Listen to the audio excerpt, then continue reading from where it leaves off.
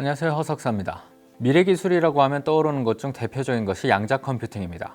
상용화되면 엄청난 파급 효과를 불러오기 때문이기도 하지만 그만큼 개발하기가 어렵기 때문이기도 하죠. 그런데 양자 컴퓨터 상용화의 가능성을 높인 곳이 있으니 바로 한국표준과학연구원입니다.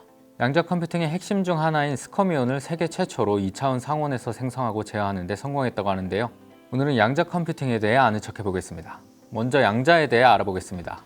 20세기 이전에 빛이 파동인지 입자인지 논쟁이 있었습니다. 회절, 간섭 등 파동 현상이 발견되면서 사람들은 빛이 파동이라 생각했죠. 그러나 아인슈타인은 빛이 파동의 성질을 가지지만 그 에너지가 일정한 단위로 띄엄띄엄 떨어져 있다고 봤습니다. 이것이 1905년 아인슈타인이 발표한 비달 이론입니다. 비달은 광자 또는 광양자라고도 하는데 빛을 잘게 쪼개다 보면 가장 마지막에 나오는 양자의 일종입니다. 쉽게 말하면 빛의 총 에너지는 어떤 에너지를 가진 비달의 개수로 표현할 수 있다는 것이죠. 이후 미시세계에 대한 연구는 빛의 사례처럼 물리량들이 띄엄띄엄 떨어지게 되는 양자화가 미시세계의 운동을 이해하는 핵심이란 것을 알게 되었습니다. 그래서 양자로 번역된 영어의 퀀텀은 양, 퀀티티를 의미하는 말에서 나왔습니다. 양자역학은 바로 이러한 양자화를 바탕으로 미시세계에 어떤 힘이 있을 때 어떠한 운동이 이루어지게 되는지를 밝히는 이론입니다. 양자역학에는 두 가지 특징이 있습니다. 중첩과 얽힘.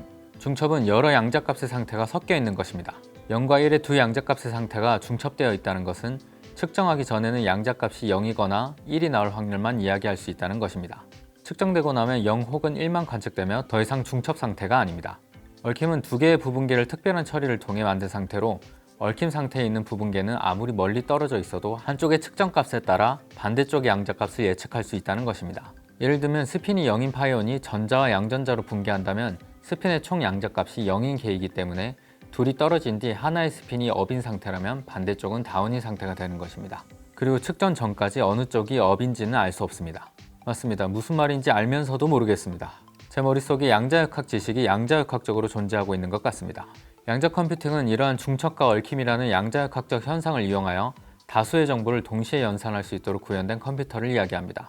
양자 컴퓨터는 양자 비트, 즉 큐비트를 이용하여 정보를 처리합니다. 큐비트는 0과 1 이분법과 달리 양자역학적 0과 1 상태로 기술됩니다. 달리 말하면 0과 1 이분법에서 비트는 반드시 2의 n제곱개의 조합 중 한 개의 값을 선택해야 하지만 큐비트는 이들의 중첩까지 포함해서 하나의 양자 상태로 표현할 수 있습니다. 바로 이 중첩을 이용한 특징이 양자 컴퓨팅의 강점을 발휘하는 부분입니다. 기존의 컴퓨터는 모든 조합을 순차적으로 계산해서 결과를 산출하지만 양자 컴퓨터는 모든 조합을 동시에 다루기 때문에 더 빠르게 계산할 수 있는 것이죠. 그리고 얽힘 현상을 통해 통신이나 계산 과정에서 관계를 유지하게 만들어 공간적으로 떨어져 있는 정보 간의 간섭 현상이 나타나도록 합니다. 이를 통해 시공간적인 거리에 무관하게 정보를 주고받을 수 있게 되면 양자 전송, 양자 정보 기술이 가능해지는 것입니다. 양자 컴퓨팅이 발달하게 되면 연산 속도가 슈퍼컴퓨터 이상으로 빨라지게 되고 이를 활용하면 금융 포트폴리오 최적화, 분자 설계 최적화, 화학 반응의 양자역학적 시뮬레이션, 암치료 약물 발견, 물류 최적화, 도시교통 서비스 최적화와 같은 일들이 가능해지죠.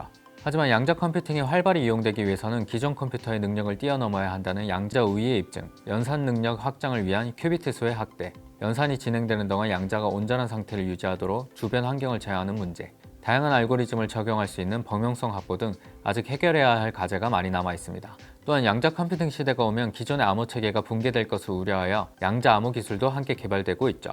이처럼 양자 컴퓨팅은 아직 걸음마 단계에 있다고 할 수 있습니다. 많은 연구자들이 양자 컴퓨팅 기술에 매진하고 있는 이유이기도 합니다. 이러한 상황에서 한국표준과학연구원에서 상온 양자 컴퓨터의 가능성을 높인 기술을 개발했습니다. 세계 최초로 2차원 상온에서 스커미온을 생성하고 제어하는 데 성공한 것이죠. 스커미온은 소용돌이 모양으로 배열된 스핀 구조체로 앞서 설명한 스핀이라는 양자역학적 성질을 이용하는 입자죠.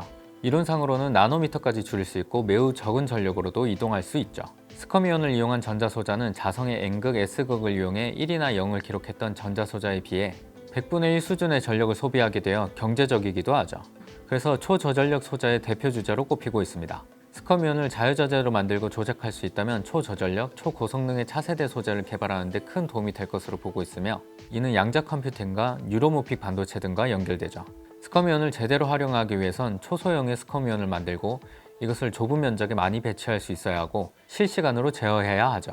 기존에는 스커미온을 3차원 환경에서 이용해 왔는데 2차원에 존재하는 스커미온은 3차원에 비해 크기가 작아 양자 현상이 극대화된다고 합니다. 듣는 것만으로도 어려워 보이는데 이것을 한국표준과학연구원 연구진이 해냈습니다. 상온의 2차원 자석에서 스커미온을 생성한 후 원하는 방향으로 제어하는 데 성공한 것이죠. 스커미온을 제어하는 데 소비되는 전력이 기존 3차원에 비해 1000분의 1 정도라고 합니다. 크기도 10배 이상 작아져서 안정성과 속도 측면에서 대폭 유리해졌죠. 2차원 스커미온 상온 발현과 더불어 정기적 제어까지 성공한 사례는 이번이 세계 최초라고 합니다.